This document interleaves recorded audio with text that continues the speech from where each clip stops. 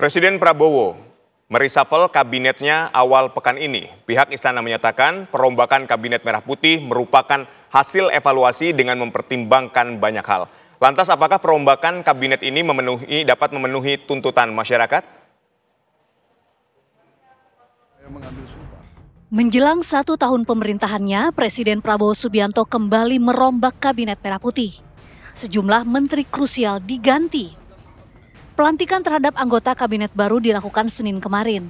Mensesnek Prasetyo Hadi menyatakan reshuffle kabinet ini dilakukan atas dasar berbagai pertimbangan dan juga bentuk evaluasi. Selaku kepala negara dan kepala pemerintahan, kita semua paham bahwa beliau memiliki hak prerogatif. Kemudian atas evaluasi, beliau memutuskan untuk melakukan perubahan formasi. Berarti bukan mundur ya Mas? Berarti dipastikan mundur ya Mas? Ya, soal pertimbangannya banyak lah, kan itu kan ininya presiden. Gitu. Berarti bukan pastikan. Pertanyaannya kenapa mundur apa enggak mundur? Bismillah gitu loh, bismillah apa yang menjadi keputusan Bapak Presiden. Kita doakan bersama-sama semoga itu menjadi keputusan yang membawa kebaikan bagi kita semua.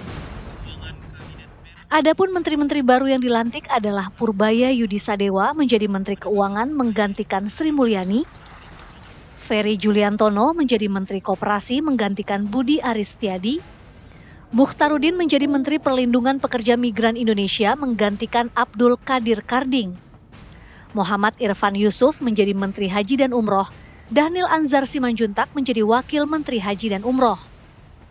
Menteri Pertahanan Syafri Samsudin pun menjadi pejabat Menko Polkam setelah Budi Gunawan direshuffle. Pakar komunikasi politik Henry Satrio menilai perombakan kabinet yang dilakukan Presiden Prabowo merupakan tindakan yang tepat. Dengan demikian, Presiden Prabowo bisa kian meningkatkan kinerja pemerintahannya. Banyak trigger yang membuat reshuffle ini dilakukan, tapi menurut saya secara momen Pak Prabowo sudah tepat lah melakukan pergantian-pergantian itu. Mengatakan nilai kabinetnya saat itu adalah 6. Nah, tentunya beliau ingin ada peningkatan terhadap kinerja kabinet, kinerja pemerintahannya. Dalam ilmu sepak bola saja, bila terjadi kebuntuan dalam serangan atau pertahanan, pasti akan ada pergantian pemain. Nah, sama. Bila waktu itu Pak Prabowo menilai kabinetnya adalah 6, maka jelang 1 tahun kabinetnya ini sangat wajar kalau beliau kemudian melakukan perombakan-perombakan. Apalagi memang ada beberapa situasi yang memang sepertinya secara politik mendukung dia untuk melakukan pembenahan-pembenahan atau reshuffle. Yang kini menjadi pertanyaan, apakah perombakan Kabinet Merah Putih ini dapat memenuhi tuntutan masyarakat? Tim TV One mengabarkan. Pemirsa, kami akan membahasnya dengan pakar komunikasi politik dari UI, Effendi Ghazali. Selamat sore, Bang Ege. Selamat sore, Aditya. Selamat sore, para pemirsa. Ya. Baik, Bang Ege, dari kacamata komunikasi politik, apakah langkah perombakan kabinet ini merupakan respon langsung dari Presiden Prabowo menjawab tuntutan rakyat? Ya, pertama klarifikasi dulu ya. Saya sudah tidak mengajar lagi di UI, tapi ya alumni UI, Cornell, dan lain-lain. Baik. Masuk ke pertanyaan Anda, apakah ini sudah menjawab? Yang pertama, secara formil sudah, Aditya, ya, karena kan banyak tuntutan-tuntutan yang harusnya antara lain nanti itu bermuara pada digantinya sebagian dari menteri-menteri ini sesuai dengan kebutuhan dan kemudian juga tuntutan rakyat, serta pada dasarnya tentu hak prerogatif presiden. Jadi artinya momentum ini kan sebetulnya sudah kita dengar berkali-kali ya. Nanti akan ada reshuffle, lalu sempat dibantah oleh Pak Prabowo, tidak ada, menteri-menteri kami solid.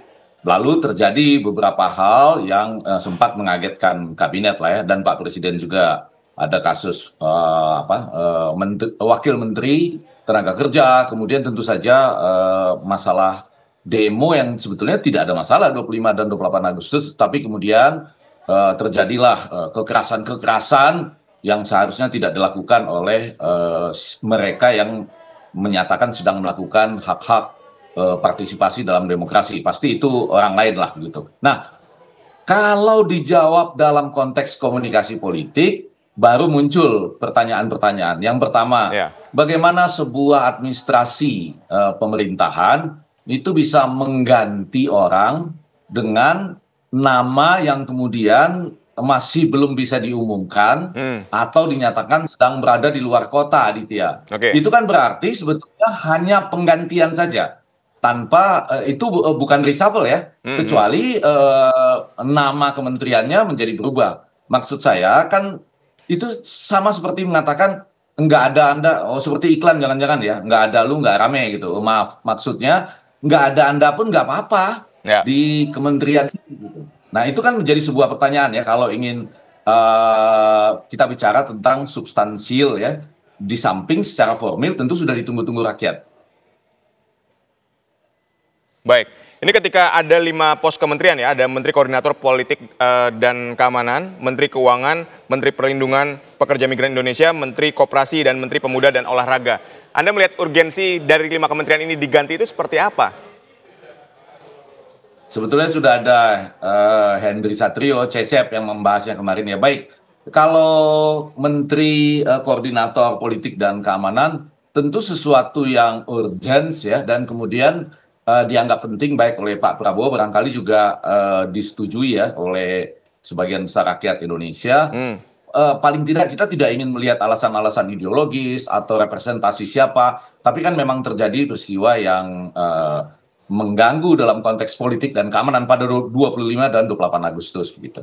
Yang jadi masalah kemudian apakah ketika misalnya dirangkap oleh seorang menteri lainnya, menteri ini bisa merangkap ke atas ke menteri koordinator dalam konteks ad interim ya. Dan sampai berapa lama? Itu satu. Kalau tadi pertanyaan Anda tentang Bapak Menteri Koordinator Politik dan Keamanan, dan memang betul kan bahwa banyak hal-hal yang tidak bisa dijelaskan sampai saat ini tentang 25 dan 28 Agustus itu dengan spekulasi komunikasi politik yang luar biasa di luar sana. Baik, lalu urgensi mengganti Menteri Keuangan misalnya, kemudian ada Menteri Koperasi di situ, Menteri P2MI, Menteri Pertahanan yang hari ini ad interim ke Menko Polkam. Ya, kalau Menteri Keuangan ini menjadi menarik, terutama lagi-lagi dibantah kan sebelum Sri Mulyani ini diumumkan bahwa dia termasuk dalam paket reshuffle 5 menteri ini. Sebelumnya kan Bu Sri Mulyani seperti menyatakan tidak apa-apa, walaupun ya seluruh negeri ya itu menyayangkan rumah siapapun itu tidak boleh dijarah gitu ya, karena salah satu ciri khas dari negara gagal itu, failed states itu adalah penjarahan yang dibiarkan ya tanpa mampu dilindungi oleh negara. Tidak harus menteri, rakyat pun demikian. Kita boleh kritik siapa saja, kita boleh anti anggota DPR siapa saja misalnya dalam debat, dalam diskursus, tapi ketika ada penyerangan dan pembiaran itu negara gagal. Nah, dalam konteks Sri Mulyani, dia ketika hal itu menimpa dia mengatakan jangan pernah lelah mencintai Indonesia. Lalu kemudian terjadilah pergantian dengan Pak Purbaya ini. Betul. Walaupun yang menjadi pertanyaan besar adalah apakah Pak Purbaya ini membawa paradigma baru dalam mengelola Kementerian Keuangan. Apa? Karena Pak Presiden kita kan membawa janji-janji kampanyenya yang menuntut pembiayaan besar, makan bergizi gratis, Koperasi Merah Putih yang sekarang sudah ada menterinya itu Ferry Juliantono, ditambah lagi sekolah rakyat dan banyak lagi yang menarik dana-dana dari daerah ke pusat, ditambah lagi dengan pajak yang dikejar demikian tinggi, serta banyak melakukan efisiensi di sana-sini ya. Nah, apakah Pak Purbaya ini sebagai Menteri Keuangan baru punya paradigma baru juga yang menyebabkan misalnya tidak terjadi persis seperti apa yang dituntut dalam 17 dan 8 tuntutan itu ya, di mana rakyat misalnya masih mengalami PHK dan ada kenyataan-kenyataan hidup susah di tengah masyarakat kita pada hari ini. Paradigma itu yang dibutuhkan dari Menteri Keuangan yang baru. Tidak hanya sekedar dia menjawab bahwa dia dipilih presiden karena saya memang jago katanya. Atau ketika ada terjadi sambutan pasar yang tidak begitu bagus, dia bilang, oh pasar belum tahu bahwa saya juga memang orang pasar misalnya. Ditambah lagi dengan bagaimana dia menilai demo kemarin atau tuntutan rakyat itu, oh itu hanya persoalan sebagian rakyat kecil yang terganggu. Ini saja sudah menyebabkan pandangan bahwa paradigmanya jangan-jangan tidak sebaik Sri Mulyani gitu. Padahal yang diharapkan adalah paradigma yang lebih baik dari Bu Sri Mulyani. Kalau memang ada. Baik, ini ketika tadi Anda juga menyinggung soal Menpora yang belum ada penggantinya yang tadi dikatakan masih di luar kota, kemudian ada Menhan yang menjabat Menko Polkam ad interim. Sebetulnya ketika reshuffle ini dilakukan, apakah memang sudah harus dipersiapkan betul-betul penggantinya? Saya nggak tahu ya apakah pernah terjadi seperti ini dalam pemerintahan kita sebelumnya, Aditya dan para pemirsa ya. Tapi ini kan seakan-akan ingin mengatakan, ya sudah, Anda saya ganti saja gitu. Dan tanpa Anda pun, kementerian itu bisa jalan. Kebetulan di kementerian itu ada wakil menteri ya, Taufik Hidayat misalnya di Kemenpora gitu. Tapi tanpa ada Anda pun, ketika Anda kami reshuffle pun, kementerian bisa jalan kok gitu.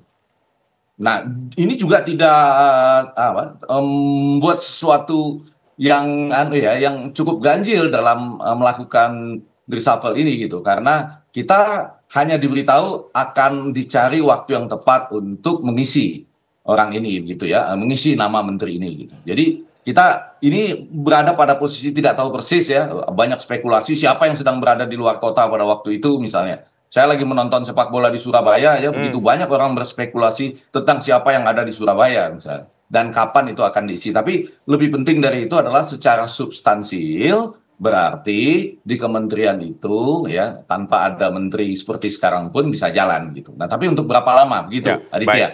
Tapi Anda melihat pergantian menteri ini merupakan upaya sungguh-sungguhkah dari Presiden Prabowo Subianto untuk memperbaiki kinerja pemerintahannya, Bang Ege?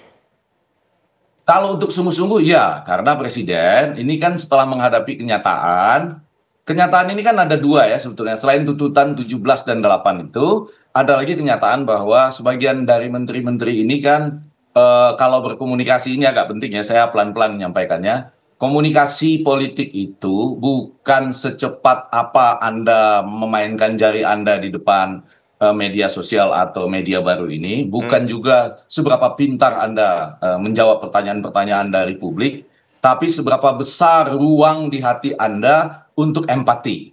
Nah, jadi yang dibutuhkan sekarang adalah bagaimana menteri-menteri ini memahami empati ya yang sedang terjadi di tengah rakyat kita, bahwa rakyat kita ini memang sebagian besar mungkin ya kita katakan yang kelas menengah dan ke bawah itu sedang mengalami kesusahan.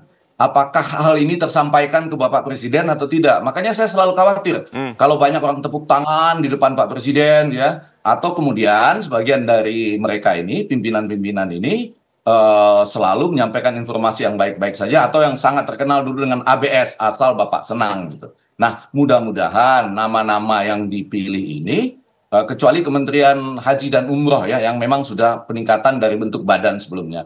Ini adalah orang-orang yang kemudian berani juga menyatakan kepada Bapak Presiden ada masalah-masalah ini ya, terutama dalam konteks keuangan misalnya, yang harusnya yang ini jangan diteruskan dulu atau yang ini ditahan dulu, yang ini kemudian bisa menjadi prioritas kedua setelah kita perbaiki kembali bagaimana rakyat itu bisa hidup, bisa bekerja kembali, bisa punya daya beli. Kurang lebih seperti itu ya, orang-orang keuangan yang pasti lebih tahu. Baik, pos-pos kementerian ini kan erat hubungannya dengan partai politik dan juga Presiden sebelumnya, Pak Joko Widodo. Anda menganalisisnya seperti apa, Bang? Oh, ini bisa panjang ya secara khusus ya. Malah ada beberapa ahli yang menyatakan ini adalah upaya pelan-pelan di simpang jalan mulai meninggalkan jalinan kekuasaan saat ini dengan kekuasaan lama di Solo. Ada yang mengatakan istilahnya geng Solo dan lain-lain.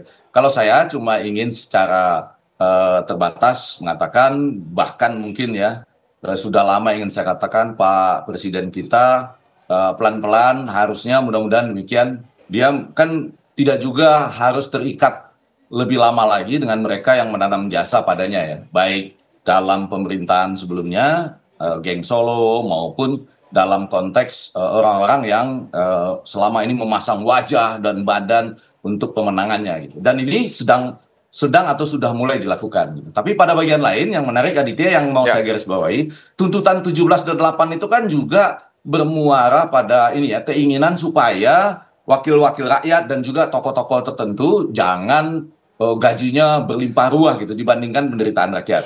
Jadi pelan-pelan kita harus sungguh-sungguh itu memberikan perhatian pada tuntutan 17 dan 8 itu ya, di samping reformasi kepolisian, TNI dan lain-lain. Misalnya tidak hanya DPR yang sekarang diperhatikan, ada DPRD.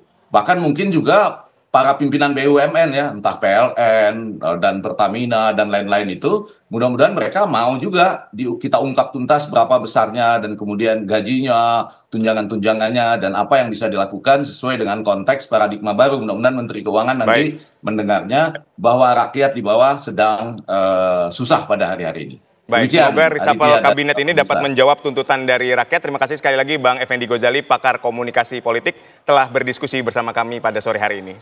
Sehat dan sukses selalu untuk Anda. Terima kasih.